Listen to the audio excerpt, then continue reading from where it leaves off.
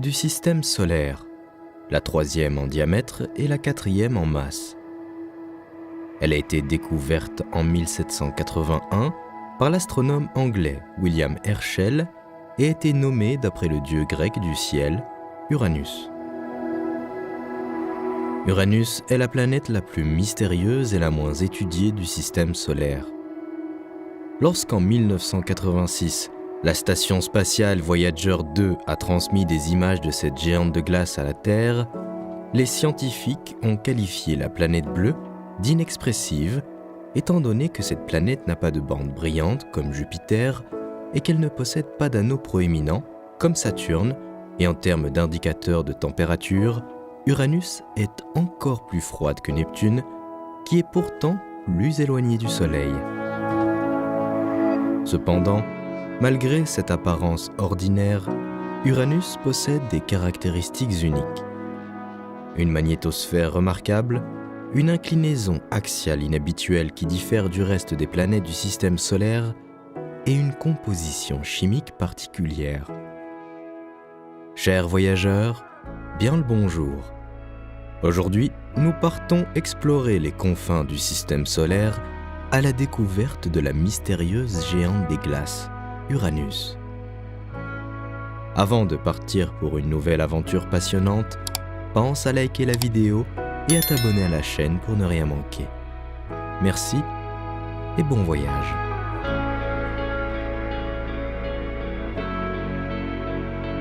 Uranus est la troisième plus grande du système solaire. Avec 25 362 km, le rayon d'Uranus est légèrement plus grand que celui de Neptune. C'est également la septième planète à partir du Soleil. Au-delà, il n'y a que Neptune, si l'on ne tient pas compte de la planète naine Pluton. La masse de la planète a été déterminée à l'aide de calculs basés sur des observations astronomiques de l'influence gravitationnelle qu'Uranus exerce sur ses lunes. Bien que le volume d'Uranus soit 63 fois plus important que celui de notre Terre, sa masse n'est que 14,5 fois plus importante que la Terre, ce qui en fait la moins massive des planètes géantes du système solaire. Cela est dû au fait que la densité moyenne d'Uranus est de 1,27 g par centimètre cube, soit un peu plus que celle de l'eau. Ainsi, elle occupe le deuxième rang, après Saturne, des planètes les moins denses du système solaire. Ces faibles densités sont typiques des 4 planètes géantes, qui se composent principalement d'éléments chimiques légers. La planète Uranus est située à un peu plus de 19 unités astronomiques du Soleil, c'est-à-dire 19 fois plus loin que la Terre du Soleil, soit environ 2,9 milliards de kilomètres, donc son mouvement orbital est à peine perceptible et nécessite des observations à long terme.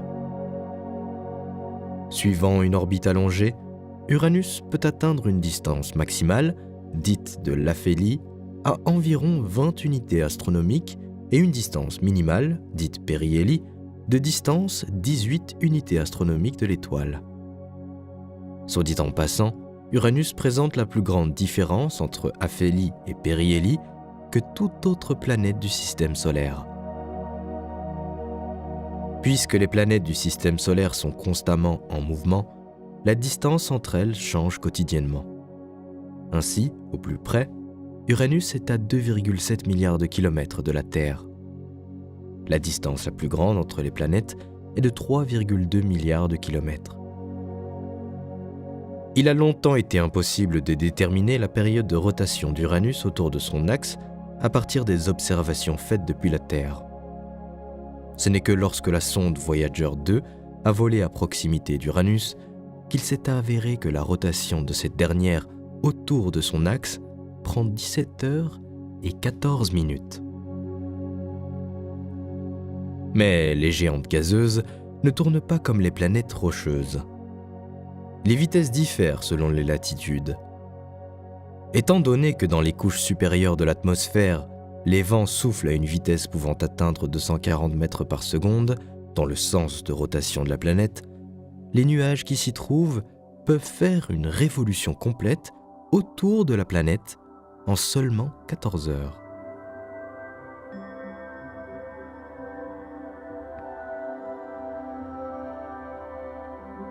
Comme l'axe de rotation d'Uranus est pratiquement dans le plan de son orbite, elle se déplace autour du Soleil en roulant. Cette caractéristique est unique dans notre système solaire. Toutes les autres planètes tournent autour de notre étoile comme une toupie. C'est l'un des phénomènes les plus remarquables d'Uranus et qui demeure encore inexpliqué. Pour la plupart des planètes, y compris la Terre, l'axe de rotation est presque vertical, c'est-à-dire perpendiculaire au plan de l'orbite de la planète. Tournant autour de l'axe vertical, elles se déplacent également en cercle, dans leur orbite autour du Soleil. Ce type de rotation crée un changement quotidien, en alternant jour et nuit, sur presque toute la surface de la planète, à l'exception des régions polaires, où, en raison de l'inclinaison de l'axe de la planète, le changement de période claire et sombre se produit moins fréquemment. Le jour polaire et la nuit polaire durent par exemple, au pôle de la Terre, presque 6 mois. Sur Uranus, les choses sont différentes. Son axe de rotation n'est pas perpendiculaire, mais il est presque parallèle au plan de l'orbite, avec une inclinaison entre eux de 98 degrés, ce qui conduit à un certain nombre de phénomènes inhabituels qui ne se produisent sur aucune autre planète. L'un d'entre eux, extrêmement étrange, est le changement des saisons. En fait, Uranus effectue une révolution autour du Soleil en 84 années terrestres. Autrement dit, depuis la découverte d'Uranus par William Herschel en 1781, cette planète n'achève que sa 3e révolution. Pour nous, c'est une longue période, plus de 2 siècles. Mais sur Uranus, ce n'est que la 3e année depuis sa découverte. Pendant ce temps, les 4 saisons, printemps, été, automne et hiver, alternent avec une durée de près de 21 années terrestres pour chacune. Pendant la saison estivale dans l'hémisphère nord d'Uranus, une journée dure continuellement plus de 20 années terrestres.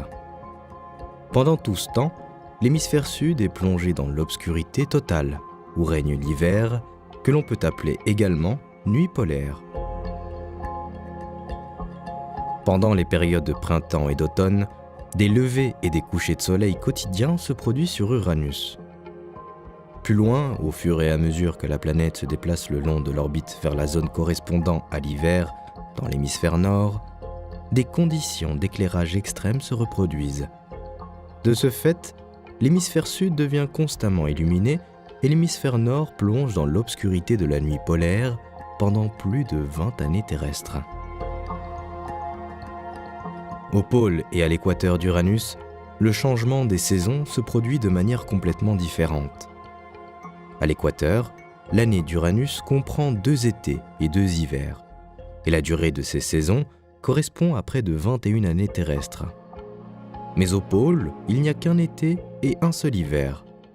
Mais ils y durent 2 fois plus longtemps qu'à l'équateur, donc 42 années terrestres chacun. À cause de cette inclinaison axiale, les régions polaires d'Uranus reçoivent plus d'énergie du Soleil au cours de l'année que les régions équatoriales. Cependant, Uranus est plus chaude dans les régions équatoriales que dans les régions polaires. Le mécanisme à l'origine d'une telle redistribution d'énergie reste pour le moment inconnu.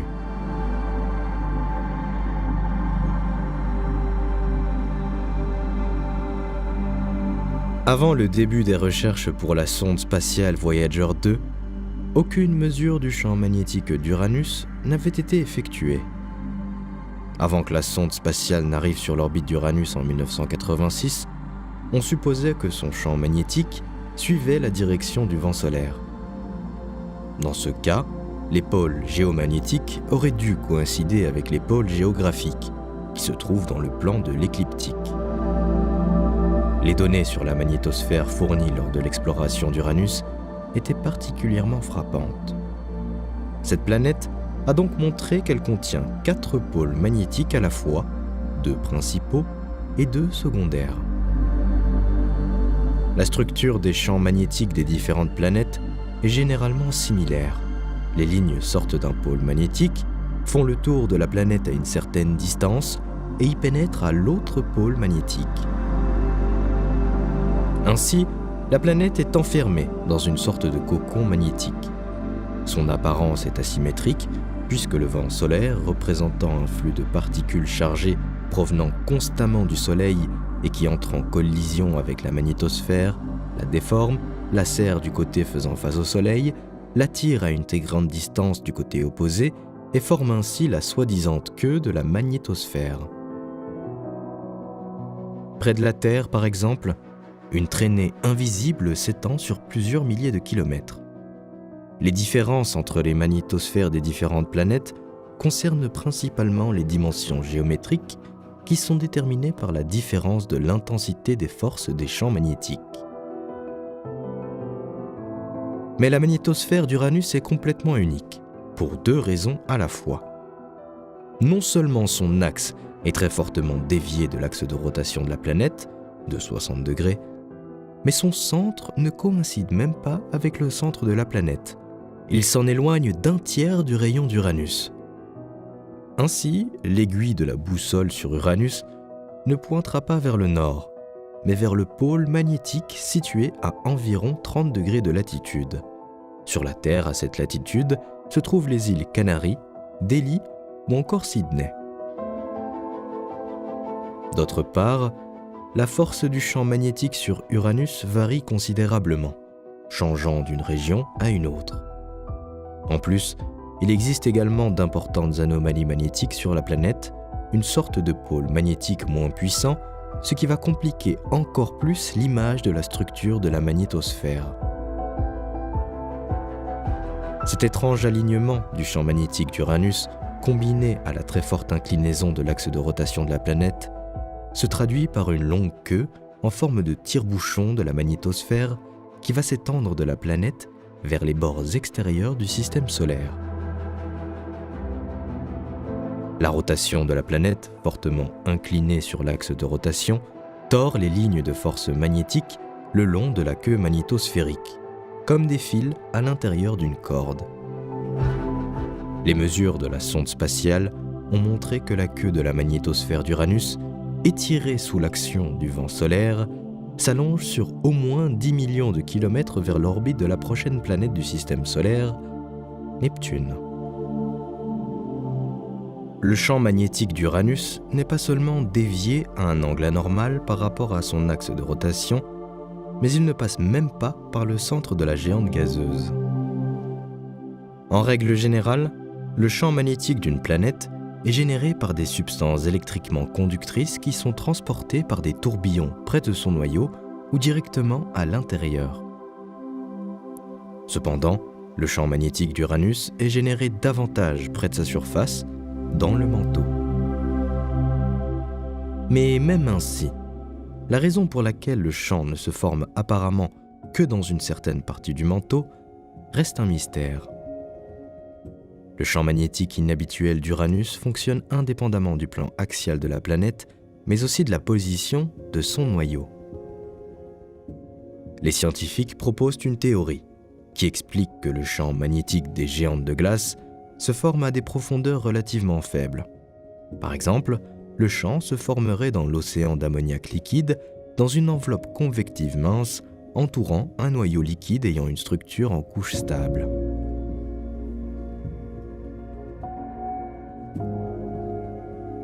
Les lunes d'Uranus jouent un rôle important dans la magnétosphère de la planète. En fait, ces lunes forment de grandes cavités dans le champ magnétique. Le flux de particules est suffisamment élevé pour assombrir la surface des lunes en environ 100 000 ans. Cela peut être la raison de la coloration sombre des lunes et des particules des anneaux d'Uranus.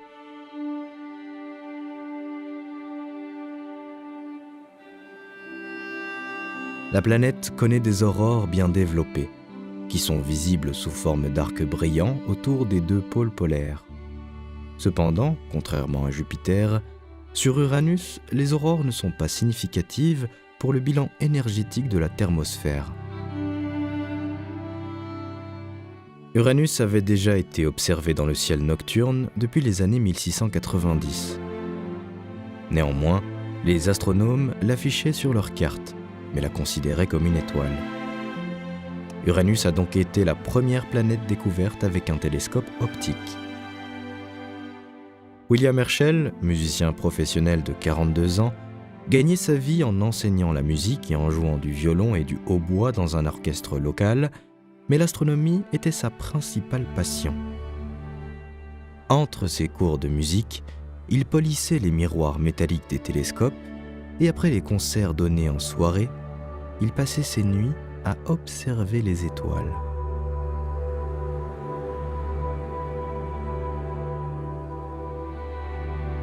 Le 13 mars 1781, il étudie la position des étoiles dans la région de la constellation du Taureau. L'une des étoiles de cette zone sembla étrange à Herschel. Au lieu d'un point brillant, elle ressemblait à un petit disque. Il fit donc l'introduction suivante dans son journal d'observation. Apparence inhabituelle, soit une étoile entourée d'une nébuleuse, soit une comète. 2 mois après la découverte d'Herschel, les paramètres de l'orbite de ce corps céleste ont été calculés. Ils ont montré qu'il tournait autour du Soleil dans une orbite circulaire, caractéristique des seules planètes. Il est devenu clair qu'Herschel avait réussi à découvrir une nouvelle planète, la 7e planète. C'est ainsi que le système solaire, dont les frontières étaient encore tracées le long de l'orbite de Saturne, a doublé du jour au lendemain.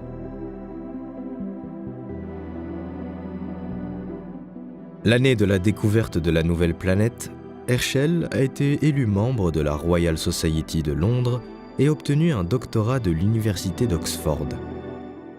Le roi George III, lui-même grand amateur d'astronomie, l'élèvera au rang de chevalier et le nomma en 1782 astronome royal. Pendant longtemps, on ne savait presque rien d'Uranus, si ce n'est son existence. Sa véritable découverte n'a eu lieu qu'en 1986, lorsque la sonde interplanétaire Voyager 2 a visité le voisinage immédiat de cette mystérieuse planète. Elle est devenue le premier, et jusqu'à présent le seul, vaisseau spatial à faire un immense tour de la partie extérieure du système solaire, visitant les 4 planètes géantes.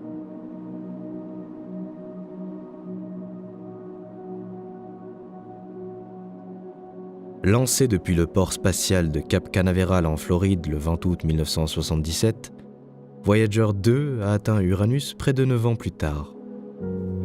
Pour arriver à une telle distance, la station a dû utiliser l'aide des 2 plus grandes planètes du système solaire, Jupiter et Saturne, au cours de son trajet.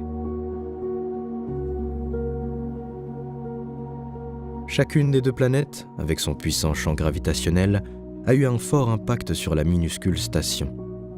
En conséquence, sa vitesse a augmenté et la trajectoire de vol a brusquement changé. La station a donc effectué 2 circonvolutions à gauche avant d'atteindre Uranus le 24 janvier 1986. Grâce à de telles manœuvres gravitationnelles, Voyager 2 est arrivé jusqu'à Uranus beaucoup plus rapidement que s'il avait parcouru tout le chemin uniquement au moyen de l'impulsion de force reçue en partant de la Terre. Son voyage aurait alors duré environ 30 ans.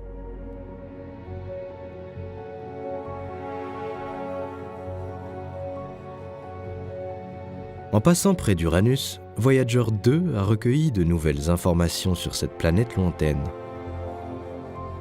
La plupart des informations connues aujourd'hui sur Uranus ont été obtenues en quelques heures, alors que la station était proche de la planète, se déplaçant à une distance de 81 500 km de la surface des nuages, à une vitesse d'environ 46 000 km/h. Des caméras montées sur une plateforme tournante filmaient en permanence la planète et ses lunes, tournant automatiquement selon un programme prédéterminé. Lors du survol effectué par Voyager 2, l'axe de rotation d'Uranus, qui se situe presque dans le plan de son orbite, était dirigé vers le Soleil, de sorte que les photographies obtenues ne montrent que l'hémisphère sud de la planète, qui était illuminé à ce moment-là.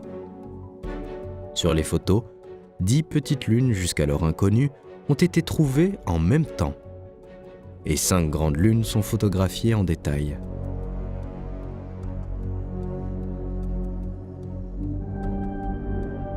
La station a également découvert le champ magnétique d'Uranus et étudié la structure de sa magnétosphère. Il s'est avéré que le champ magnétique de cette planète était tout à fait unique. Les lignes de force magnétique qu'il contient ne sont pas étirées en ligne droite, comme celles des autres planètes, mais elles sont tordues en une double hélice. En 2011, un groupe de 168 scientifiques a présenté un projet à l'Agence spatiale européenne décrivant un voyage vers le système solaire externe, vers la planète Uranus comme destination finale. La mission s'appelle Uranus Pathfinder. Elle permettra d'étudier la composition chimique unique de la planète, ses anneaux et ses lunes, ainsi que de révéler certains des secrets les plus importants de la planète. Cette mission, à son tour, augmentera notre connaissance du système solaire. Le chef de projet a déclaré que le but de cette mission est d'explorer le système solaire extérieur dont nous ne savons que très peu de choses. Selon la taille de l'engin spatial, la mission pourrait prendre de 8 à 15 ans pour atteindre sa destination finale, Uranus. Bien que plusieurs missions spatiales Uranus aient été développées, aucune n'a encore été planifiée. Aujourd'hui, nous continuons à recueillir des informations sur la géante de glace grâce à des observations du télescope spatial Hubble et à partir de plusieurs puissants télescopes terrestres. Comme les autres planètes du système solaire, Uranus s'est probablement formé il y a environ 4,5 milliards d'années dans un ancien nuage massif de gaz, de poussière et de glace qui s'est effondré en un disque en rotation. Le matériau qui a contribué à la formation d'Uranus et des autres planètes géantes était suffisant pour permettre aux planètes de devenir aussi massives. Les scientifiques pensent que les différences entre les géantes de glace et les géantes gazeuses, c'est-à-dire Saturne et Jupiter, sont dues à leurs historiques de formation légèrement différents. Contrairement à la plupart des géantes gazeuses, Uranus a un noyau rocheux plutôt que gazeux. Le noyau s'est probablement formé en premier, puis a rassemblé l'hydrogène, l'hélium et le méthane qui composent l'atmosphère de la planète. La chaleur du noyau détermine la température et les conditions météorologiques d'Uranus, dominant la chaleur provenant du Soleil lointain qui se trouve à près de 3 milliards de kilomètres. Un autre modèle, appelé le modèle niçois, propose qu'Uranus et les autres planètes géantes se sont formées sur des orbites beaucoup plus compactes qu'elles ne le sont aujourd'hui. Un grand disque de roche et de glace les entourait, s'étendant sur environ 35 fois la distance Terre-Soleil, juste au-delà de l'orbite actuelle de Neptune. Au fur et à mesure que les planètes interagissaient avec les corps plus petits, elles dispersaient la plupart d'entre eux vers le Soleil. Le processus les a amenés à échanger de l'énergie avec les objets, envoyant Saturne, Neptune et Uranus dans la direction opposée à ces petits objets, c'est-à-dire plus loin dans le système solaire. Finalement, les petits objets ont pris la direction du système solaire interne jusqu'à atteindre Jupiter. Jupiter, de par sa masse, a envoyé voler la plupart de ces petits objets au bord du système solaire ou complètement hors de celui-ci, formant le nuage de Oort. Le mouvement entre Jupiter et Saturne a conduit Uranus et Neptune sur des orbites encore plus excentriques, envoyant les deux géantes de glace à travers le disque d'astéroïdes de glace restante. Une partie de la matière a été projetée vers l'intérieur, où elle s'est écrasée sur les planètes terrestres lors du bombardement tardif. D'autres matériaux ont été projetés vers l'extérieur, créant la ceinture de Kuiper. Alors qu'elle se déplaçait lentement vers l'extérieur, Neptune et Uranus ont échangé leur place. Finalement, les interactions avec les débris restants ont amené les deux géantes de glace à s'installer dans les orbites actuelles. En cours de route, il est possible qu'une ou même deux autres planètes géantes aient été expulsées de notre système solaire, laissant planer le doute sur une possible 9e planète.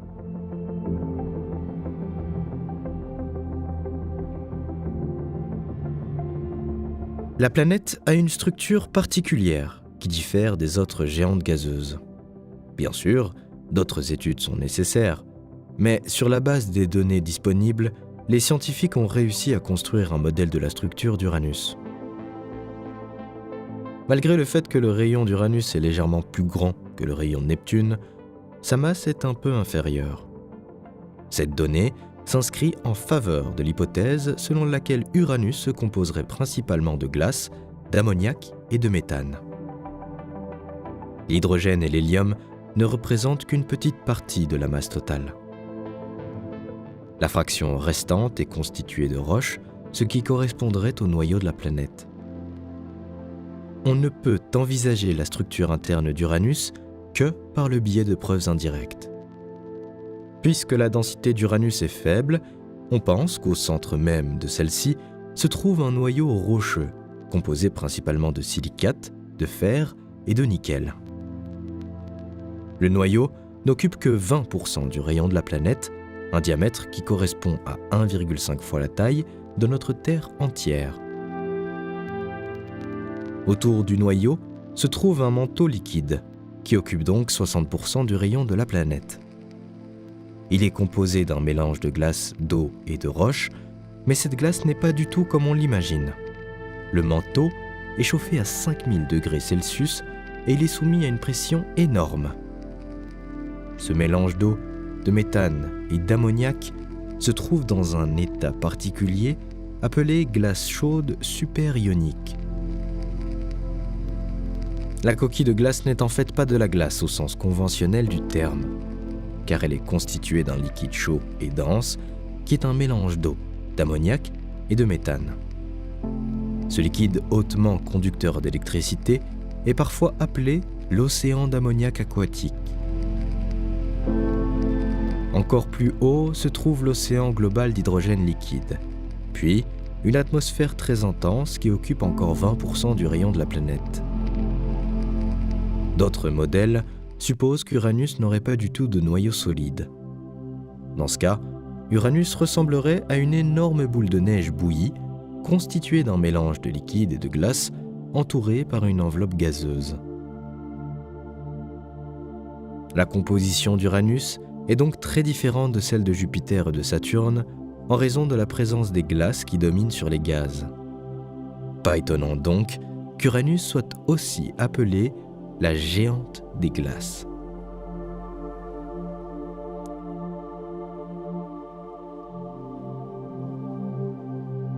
La planète Uranus n'a pas de surface solide. En fait, le gaz de l'atmosphère se transforme au fil des profondeurs en couches liquides. Il est impossible de préciser exactement où existe la frontière de cette surface. Par conséquent, la surface est considérée comme le point où la pression est de 1 bar, et tout ce qui est supérieur à cette valeur est considéré comme l'atmosphère. Nous ne pourrons pas marcher sur la surface d'Uranus ou y faire atterrir un vaisseau spatial. Nous nous y noyerions tout simplement.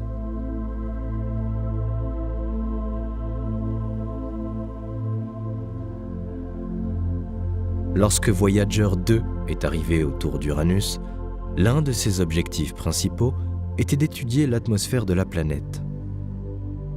Le vaisseau spatial a identifié la taille d'Uranus. En fait, le diamètre de la planète, selon le niveau de la couche nuageuse, s'est avéré d'environ 51 000 km, soit un diamètre environ 4 fois plus grand que celui de la Terre. La limite supérieure de l'atmosphère d'Uranus, dont l'épaisseur atteint environ 7000 km, est constituée de nuages. L'atmosphère contient 84% d'hydrogène moléculaire, 14% d'hélium, 2% de méthane et de petites quantités d'acétylène, de cyanure d'hydrogène et de monoxyde de carbone. La partie extérieure de l'atmosphère est très transparente. La couleur bleu verdâtre de l'enveloppe gazeuse d'Uranus est le résultat de l'absorption des rayons rouges par le méthane présent dans l'atmosphère.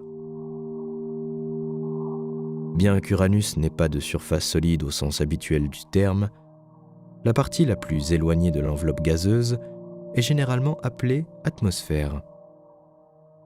On pense que l'atmosphère d'Uranus commence à une distance d'environ 300 km de la couche externe à une pression de 100 bars. La couronne atmosphérique s'étend à une distance de 2 fois le rayon de la surface ayant une pression de 1 bar. L'atmosphère d'Uranus peut donc être divisée en 3 parties. Le troposphère occupe une plage d'altitude de moins 300 km à 50 km. 0 km est pris comme la limite conditionnelle où la pression est de 1 bar. Avec une plage de pression de 100 bars à 0,1 bar, cette partie étant responsable de la majeure partie du rayonnement infrarouge de la planète et permet de déterminer la température effective d'Uranus. Le stratosphère couvre des hauteurs de 50 km à 4000 km et des pressions entre 0,1 bar et 10 exposant moins 10 bars. Dans cette partie, la température ne diminue pas, mais au contraire, elle augmente avec l'altitude. Ce réchauffement est dû à l'absorption du rayonnement solaire infrarouge et ultraviolet par le méthane et d'autres hydrocarbures formés en raison de la photolyse du méthane. Le thermosphère, ou la couronne atmosphérique, a une hauteur de 4000 à 50 000 km de la surface. La pression dans cette couche tend vers zéro, avec la grande distance du centre de la planète. C'est ici que la température est la plus élevée. La thermosphère d'Uranus et la stratosphère supérieure forment l'ionosphère, qui est située à des altitudes comprises entre 2000 à 10 000 km. L'ionosphère d'Uranus est plus dense que celle de Saturne et de Neptune, peut-être à cause de la faible concentration d'hydrocarbures dans la stratosphère supérieure. L'ionosphère est entretenue principalement par le rayonnement ultraviolet solaire et sa densité dépend de l'activité solaire. À l'aide de divers filtres, Voyager 2 a photographié des ceintures de brume atmosphérique au-dessus du pôle sud de la planète qui, au moment de l'observation, était située au centre de l'hémisphère éclairé par le Soleil. Cette brume s'est formée lorsque les rayons ultraviolets du Soleil ont traversé l'atmosphère d'Uranus. À certains endroits de la haute atmosphère, des formations de nuages blancs sont visibles, probablement constituées de givre de méthane. Il semblerait qu'en raison de la répartition extrêmement inégale de la chaleur solaire sur Uranus, il devrait y avoir une différence de température colossale entre les régions éclairées et sombres de la planète. On pourrait s'attendre à ce que le pôle, qui fait face au Soleil depuis si longtemps, devienne significativement plus chaud que celui qui est dans l'obscurité. Mais il semble que rien de tel ne se produise.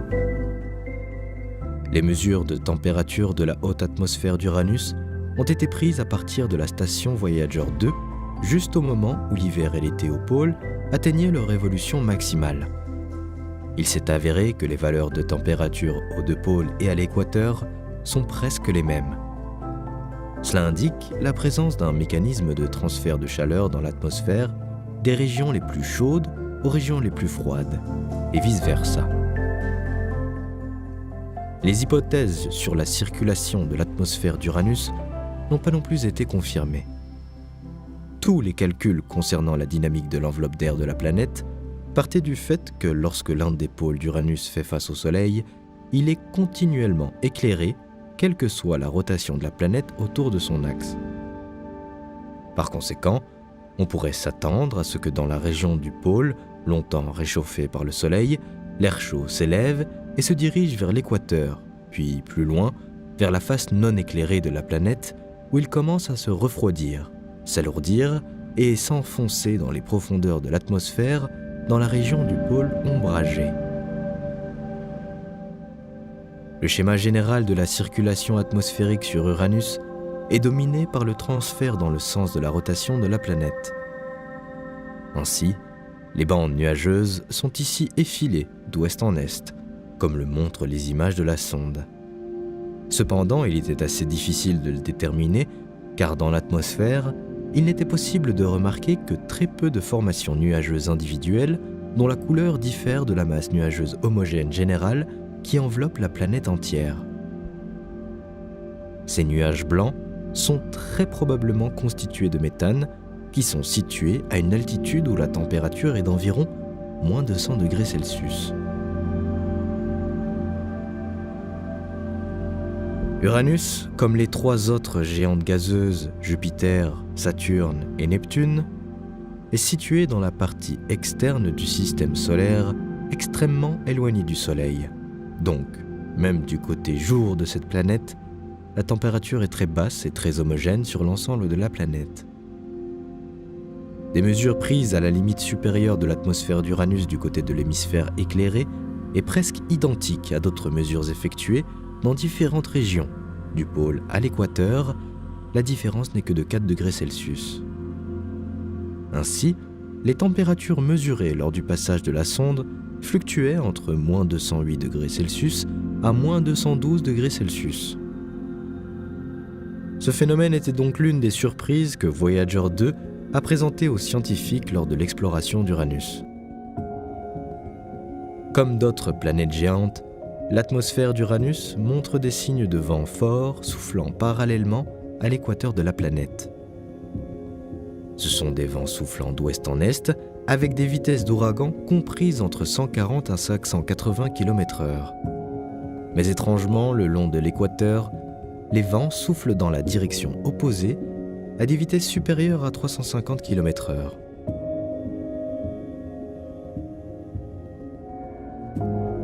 La planète Uranus n'est pas la plus éloignée du Soleil.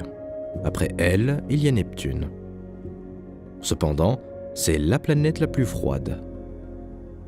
À certains moments, la température de l'atmosphère atteint moins 224 degrés Celsius. Un tel froid est observé à la fois du côté éclairé et du côté nocturne. On ne sait pas pourquoi la géante de glace est si froide.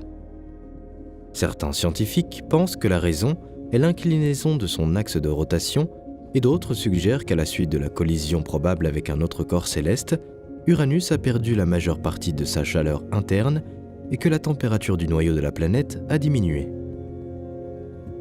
Nous savons que les autres géantes émettent plus de chaleur qu'elles n'en reçoivent du Soleil. Même Neptune, dont les caractéristiques sont similaires à Uranus, mais qui est beaucoup plus éloignée, émet 2,6 fois plus de chaleur qu'elle n'en reçoit. L'énergie est libérée en raison de la contraction gravitationnelle et de la rotation du noyau. Mais Uranus émet encore moins de chaleur par mètre carré que la Terre, c'est-à-dire qu'elle n'émet presque pas de chaleur du tout. Cette caractéristique très étrange n'a pas encore eu de réponse claire. Certains supposent que la chaleur dégagée par les profondeurs de la planète ne peut tout simplement pas s'échapper de l'atmosphère. Ce barrage pourrait être une couche de l'atmosphère avec une composition différente. L'absence de rayonnement thermique excessif de la planète rend beaucoup plus difficile la détermination de la température de son noyau. Cependant, si nous supposons que les conditions de température à l'intérieur d'Uranus sont proches de celles des autres planètes géantes, alors l'existence de l'eau liquide est possible dans les profondeurs de cette géante, et par conséquent, Uranus peut théoriquement figurer parmi les planètes du système solaire où l'existence de la vie est possible.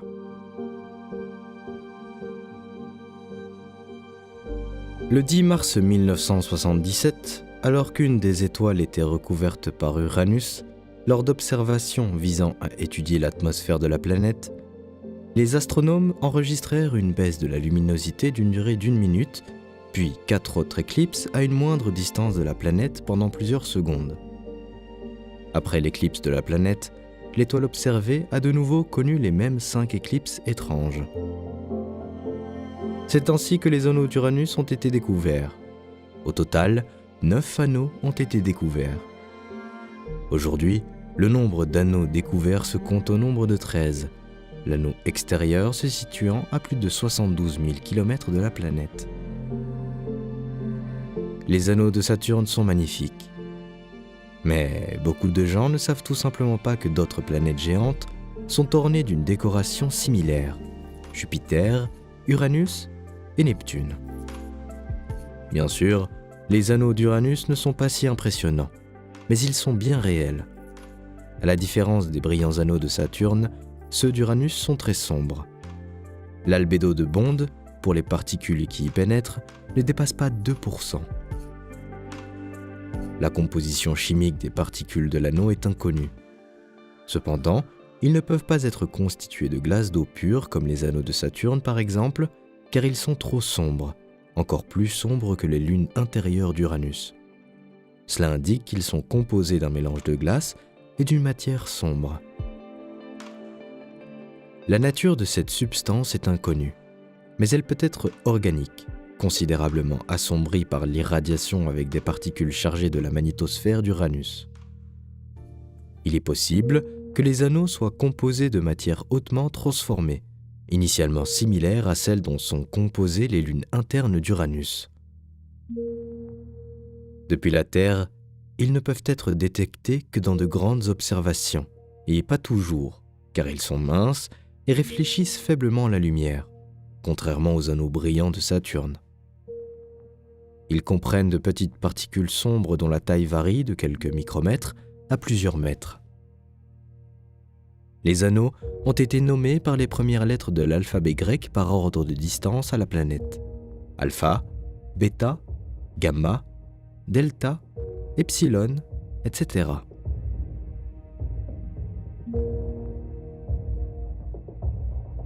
Actuellement, 13 anneaux ont été trouvés autour d'Uranus qui diffèrent non seulement par leur couleur et leur luminosité, mais qui présentent également de larges lacunes. Les scientifiques pensent qu'ils se sont formés récemment. Leur âge ne dépasse pas 600 millions d'années.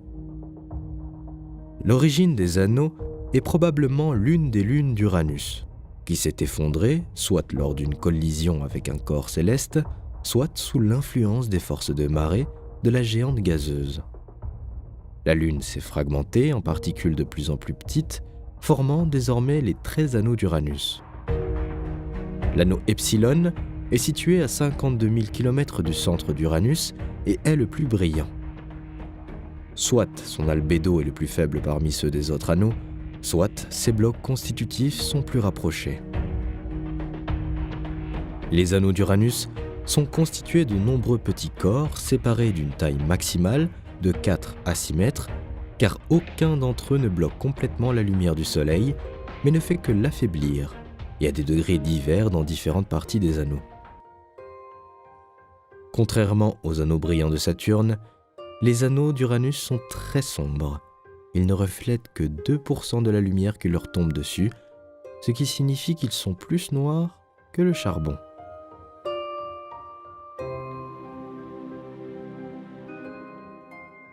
Uranus est entouré d'un système de lunes, dont la plupart coïncident presque avec le plan de l'équateur de la planète.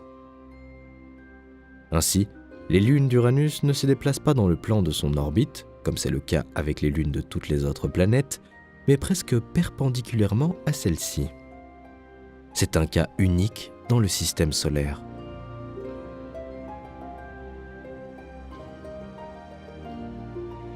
Aujourd'hui, 27 lunes d'Uranus sont connues. Fait intéressant, les découvreurs des 4 premières lunes ne leur ont pas donné de nom. Cela a été fait au XIXe siècle par le fils de William Herschel. Contrairement à la tradition astronomique qui exige d'attribuer aux planètes et aux lunes des noms de dieux et de créatures de la mythologie grecque et romaine, les lunes ont reçu les noms de personnages d'œuvres d'écrivains anglais tels que Shakespeare et Alexander Pope. La plus brillante des lunes d'Uranus est Ariel, reflétant 40% de la lumière qui lui tombe dessus. Par conséquent, elle a reçu le nom de l'esprit aimable et brillant du personnage que l'on retrouve à la fois dans la pièce de Shakespeare, de Tempest, et dans le poème de Pope, The Rape of the Lock. La lune voisine, Umbriel, est presque de la même taille, mais sa surface est 2 fois plus sombre car elle ne réfléchit que 20% de la lumière. Elle porte le nom de l'esprit du mal et sombre du même poème de Pope. Même les lunes qui ont été découvertes relativement récemment, dans les années 80, ont reçu les noms des héroïnes des pièces de Shakespeare. L'image générale du système lunaire d'Uranus est la suivante. Entre les anneaux et les satellites principaux, il y a un groupe intérieur de 13 petites lunes, puis 5 lunes principales qui suivent, et encore plus loin, un groupe extérieur de 9 petites lunes. Toutes les petites lunes sont assez sombres, elles ne réfléchissent que 7% de la lumière qui leur tombe dessus. Les 18 lunes les plus proches de la planète, dont les 5 grandes, se déplacent à l'intérieur de la magnétosphère d'Uranus sans jamais en sortir. Cela rend l'image de la structure de la magnétosphère encore plus complexe, car les lunes ont une certaine influence sur celle-ci. Aucune des lunes d'Uranus n'a d'atmosphère. Elles sont toutes trop petites pour contenir une enveloppe gazeuse autour d'elles. Les 5 grandes lunes sont constituées de 50% de glace d'eau, de 30% de glace de méthane et d'ammoniac et de 20% de roches ordinaires telles que les silicates. La composition des autres reste inconnue, mais il existe une théorie selon laquelle elles se seraient formées à partir des astéroïdes capturés par la gravité de la planète. En comparant les lunes d'Uranus à celles des autres planètes géantes, les premières se distinguent par une petite masse. Même la masse totale des 5 plus grandes lunes d'Uranus, Miranda, Ariel, Umbriel, Titania et Oberon, n'atteignent pas la moitié de la masse de Triton, la plus grande lune de Neptune. Pour mieux comprendre leur taille, imagine que la surface de l'une de ces lunes est plus petite que la superficie du continent australien. La plus grande lune de la géante de glace, Titania, est la 8e plus grande lune du système solaire. Elle se distingue par d'énormes systèmes de fissures atteignant une profondeur de 5 km, de canyons et de cratères atteignant 326 km de diamètre, ce qui indique une période d'activité géologique active dans le passé de cette lune. Ces détails peuvent être le résultat de mouvements tectoniques de la croûte. Son diamètre est de 1578 km, soit environ la moitié du diamètre de la Lune terrestre. Comme notre Lune, Titania fait toujours face à un seul côté d'Uranus.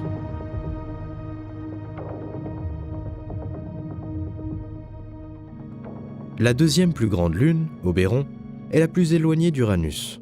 Son évolution n'est pratiquement pas influencée par la magnétosphère de la planète mère. En plus, Oberon a été reconnue comme la lune la plus rouge du système d'Uranus à cause de la présence d'une grande quantité de matière rouge foncée d'origine inconnue à sa surface.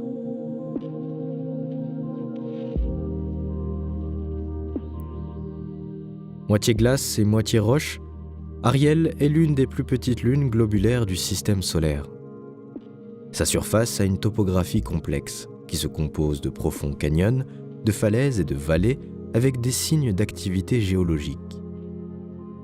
On pense que seule la forte influence des marées d'Uranus, qui étirent les entrailles de sa lune glacée, la sauve d'une mort géologique complète qui se produit en raison de l'emplacement plutôt proche de cette lune par rapport à sa voisine. Justement, allons rencontrer sa voisine Umbriel.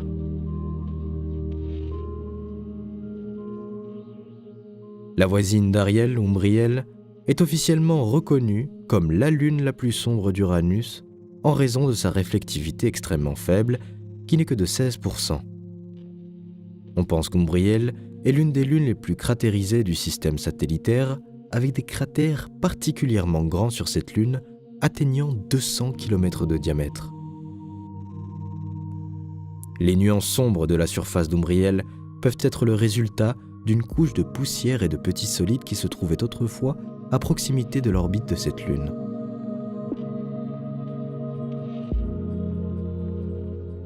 Enfin, Miranda est l'un des corps les plus étranges observés dans le système solaire. Elle est connue comme la lune la plus laide du système solaire. Les images de Voyager 2 montraient des parties de la surface de la Lune avec une résolution d'1 km. Sur ces images, tu peux voir que les couches de surface sont constituées d'immenses canyons fracturés jusqu'à 20 km de profondeur, de couches en terrasse et d'un mélange de sections anciennes et jeunes. Les scientifiques expliquent cela par le fait que cette petite lune d'Uranus a subi à un moment donné une catastrophe qui a provoqué sa destruction complète.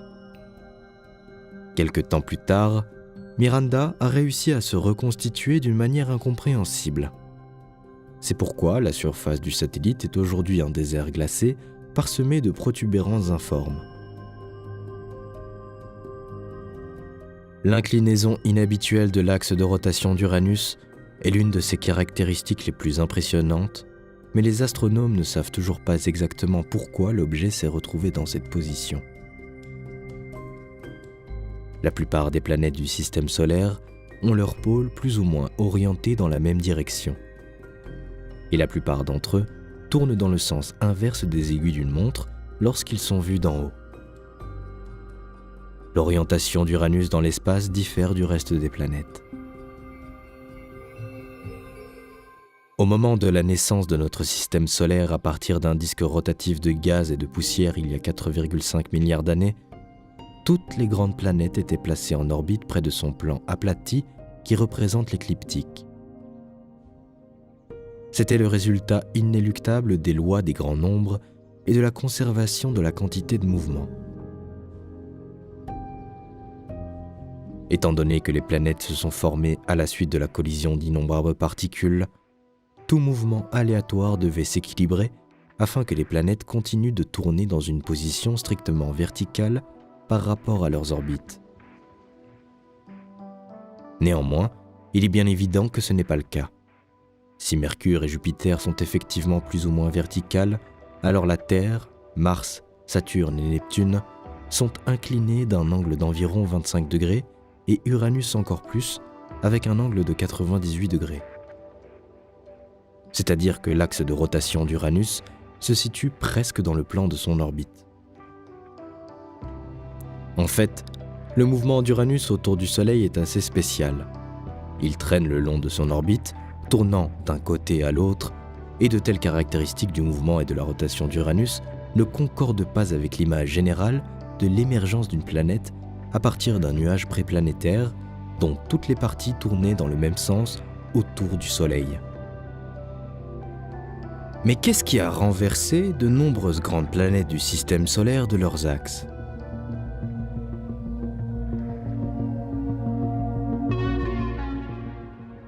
Pour les planètes telluriques comme Vénus, la réponse est probablement les collisions interplanétaires. Les collisions avec une planète plus grande pourraient facilement les projeter dans des trajectoires obliques ou modifier l'élan de la planète. Cependant, les géantes sont par définition de grande taille. Il faut donc beaucoup de force pour entraîner une forte inclinaison. Pour qu'une collision fasse dévier l'axe d'Uranus de 98 degrés, il faudrait une collision avec une planète de la taille de la Terre. Mais les modèles mathématiques n'indiquent pas la possibilité de l'existence d'un objet céleste de cette taille dans la partie extérieure du système solaire.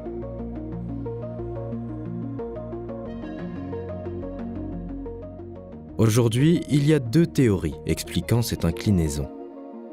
Selon la première théorie dominante, l'inclinaison a été causée par la collision d'Uranus avec une petite planète, de la taille de la Terre, au début de sa formation, et comme les lunes de la planète n'ont pas d'inclinaison aussi importante, la collision s'est produite peu de temps après la formation de notre système, quand Uranus n'était entouré que d'un disque de gaz et de poussière à partir duquel se sont formés plus tard des satellites.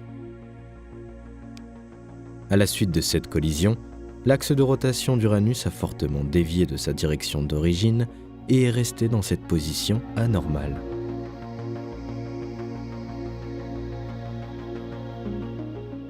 Selon la deuxième théorie, l'inclinaison a été causée par une lune massive d'Uranus, qui a perturbé son orbite pendant des millions d'années.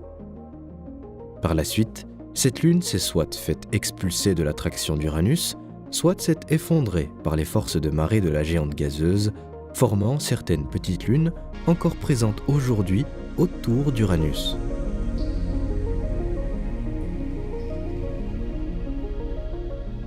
Néanmoins, il y a plusieurs incohérences importantes dans ces hypothèses.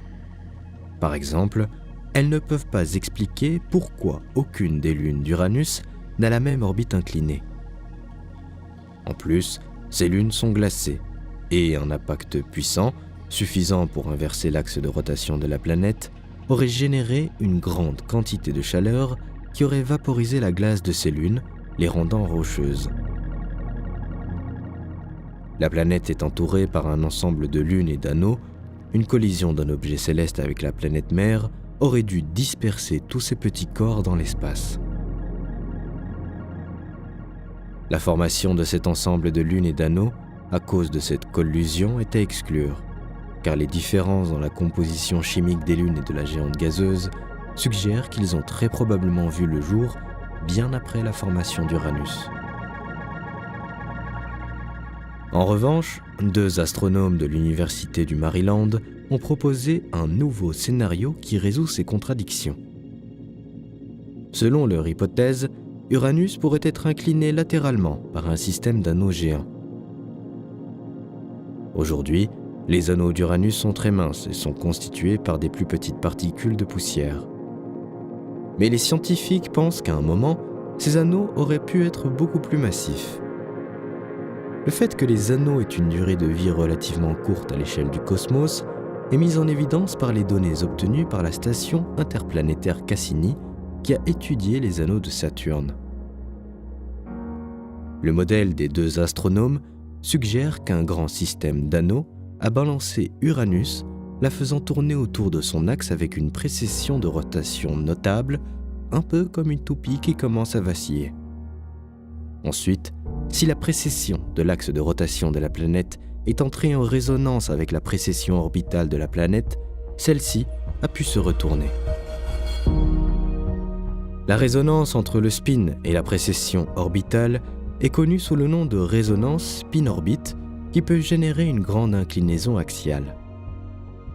On pense que ce type de résonance a provoqué une inclinaison axiale de Saturne par rapport à sa cousine la plus proche, Jupiter. Auparavant, pour expliquer l'inclinaison axiale d'Uranus, l'hypothèse de la résonance spin-orbitale avait déjà été avancée.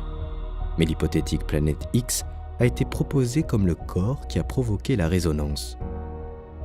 Les 2 chercheurs pensent que le système d'anneaux, qui fait partie de la formation des planètes géantes, est mieux adapté à cette explication.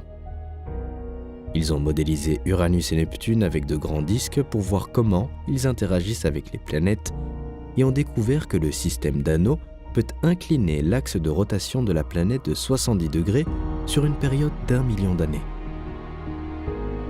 Ce modèle explique facilement l'inclinaison axiale de 30 degrés de Neptune.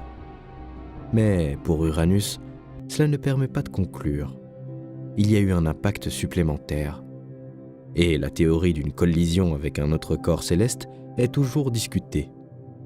Dans ce contexte, il pourrait s'agir de petits astéroïdes plutôt que de grands objets célestes, ce qui rend ce scénario beaucoup plus probable.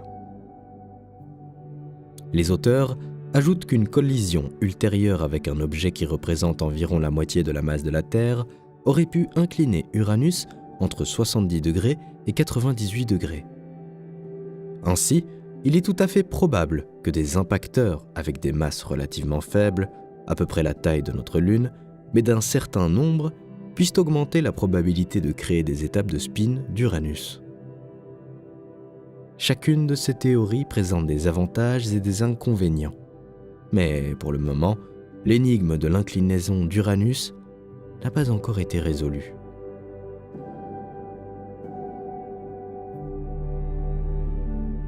Une autre particularité d'Uranus est son odeur. Les nuages dans la haute atmosphère d'Uranus sont composés en grande partie de sulfure d'hydrogène, le gaz qui est principalement responsable de l'odeur nauséabonde des œufs pourris ou encore des flatulences humaines. Pour découvrir cette caractéristique étonnante, examinons la chimie d'Uranus. Une équipe de l'université d'Oxford s'est tournée vers l'observatoire Gemini, une paire de télescopes infrarouges au sommet de la montagne Mauna Kea à Hawaï. Les enquêteurs espéraient analyser les raies spectrales, essentiellement les empreintes chimiques des gaz dans l'atmosphère d'Uranus. Les observatoires infrarouges et proches infrarouges fonctionnent depuis longtemps, mais la distance de 2,9 milliards de kilomètres d'Uranus a rendu presque impossible l'utilisation de ces systèmes pour avoir une idée claire de la chimie de la planète. Pour résoudre le mystère, les chercheurs ont observé la lumière du Soleil alors qu'elle traversait une Uranus rétroéclairée.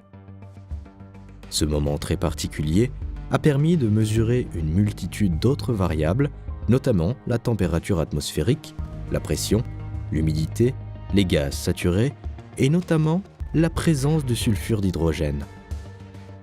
Ainsi, si tu pouvais descendre à travers les nuages d'Uranus et enlever ton casque, tu pourrais bien être surpris par une odeur plutôt très désagréable.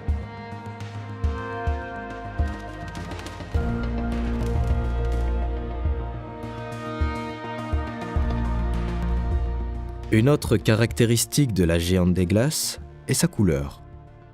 Cette couleur bleu-vert d'Uranus est due à son atmosphère qui est composée principalement d'hydrogène et d'hélium, ainsi que de plus petites quantités de méthane.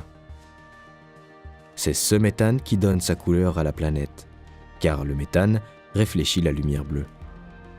Lorsque la lumière du Soleil, composée de toutes les couleurs du spectre, frappe la planète, le méthane absorbe certaines des couleurs les plus rouges et les longueurs d'onde bleues sont réfléchies. Cela rend la planète bleue. Uranus a une apparence particulière. Non seulement sa couleur bleue est frappante, mais elle est également pâle, ce qui donne l'impression que la planète brille doucement. Les chercheurs suggèrent que c'est la grande quantité de sulfure d'hydrogène, de glace et de produits photochimiques dans les atmosphères de planètes qui a conduit à cette apparence brumeuse. Il y a des couches dans l'atmosphère, et à mesure que ces matériaux se déplacent vers le haut, ils deviennent plus concentrés, jusqu'à ce que le méthane se condense. Ce méthane, condensé, rend l'atmosphère brumeuse. L'atmosphère d'Uranus est très épaisse, de sorte que le méthane dans l'atmosphère réfléchit plus de lumière bleue, ce qui lui donne cette teinte bleu-vert.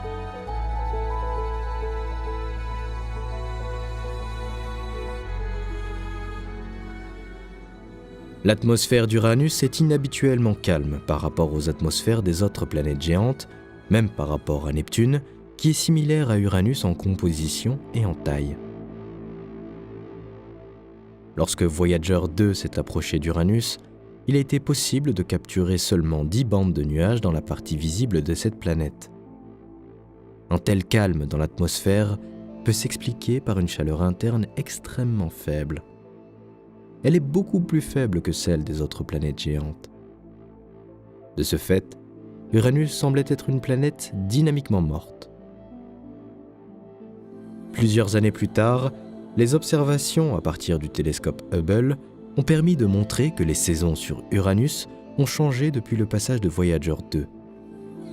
Ce changement de saison a affecté les conditions météorologiques de la planète.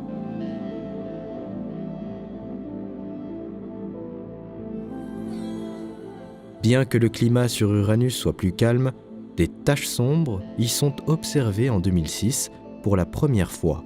Un vortex a été vu et photographié dans son atmosphère.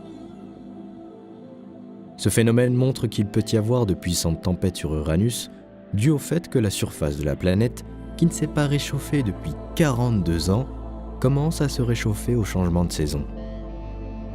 Il convient de noter que de telles tempêtes se sont produites 7 ans à l'approche d'Uranus, au plus près du Soleil.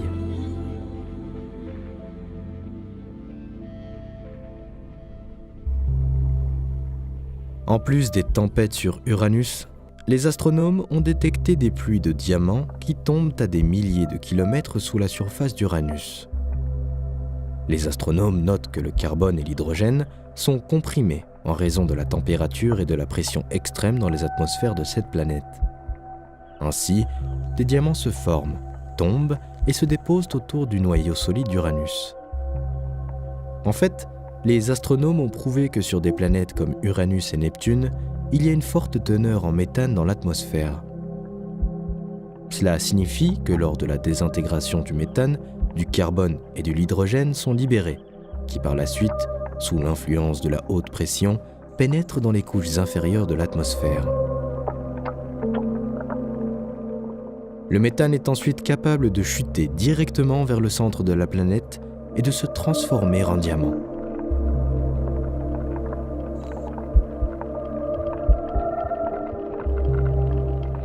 C'est toute une théorie qui est devenue réalité grâce à une expérience réalisée par des scientifiques de l'Université de Californie.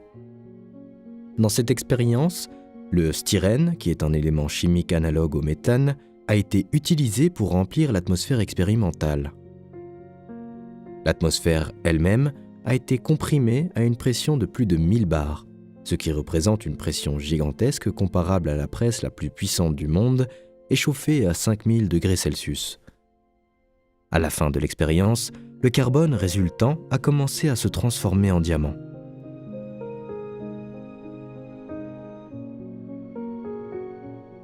Nous savons maintenant qu'Uranus est très différente des autres planètes du système solaire. C'est un monde spécial, avec ses propres caractéristiques et ses mystères.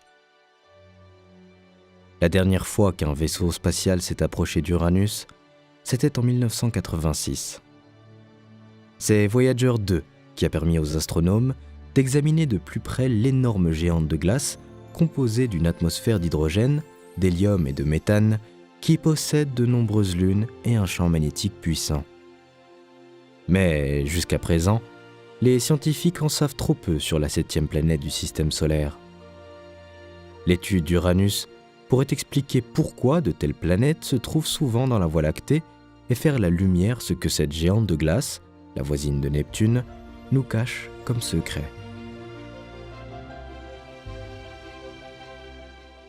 L'Académie nationale des sciences des États-Unis a chargé la NASA d'envoyer un vaisseau spatial sur Uranus dès que possible pour en découvrir plus et envisager des options pour l'exploration de cette planète. Avec un peu de chance, une mission vers Uranus sera lancée d'ici 2034. Selon le plan préliminaire, le vaisseau spatial orbitera autour d'Uranus et volera parfois près de ses lunes. Cet engin enverra une petite sonde dans l'atmosphère d'Uranus pour une étude plus approfondie de la planète. Cela aidera à expliquer de nombreux faits inexplicables. Selon les scientifiques, avec l'aide d'une nouvelle mission spatiale, il sera possible de répondre à plusieurs questions importantes et de percer les mystères d'Uranus. Pourquoi de telles géantes de glace sont-elles si courantes dans la Voie lactée? Pourquoi Uranus est-elle la planète la plus froide du système solaire? Pourquoi l'axe d'Uranus est-il incliné de telle manière qu'il coïncide presque avec le plan de l'orbite autour du Soleil et que ses pôles sont situés là où les autres planètes ont un équateur? Mais si la NASA peut respecter l'échéance de 2034, la mission mettra 12 ans pour atteindre sa destination. Par conséquent, une telle mission sera conçue pour la prochaine génération de scientifiques. L'étude d'Uranus peut fournir plus d'informations, non seulement sur la formation du système solaire, mais aussi sur notre galaxie en général. Uranus est sans aucun doute la planète la plus insolite du système solaire. Il reste encore beaucoup à apprendre pour nous aider à mieux comprendre les nombreux mystères autour de ce monde des glaces.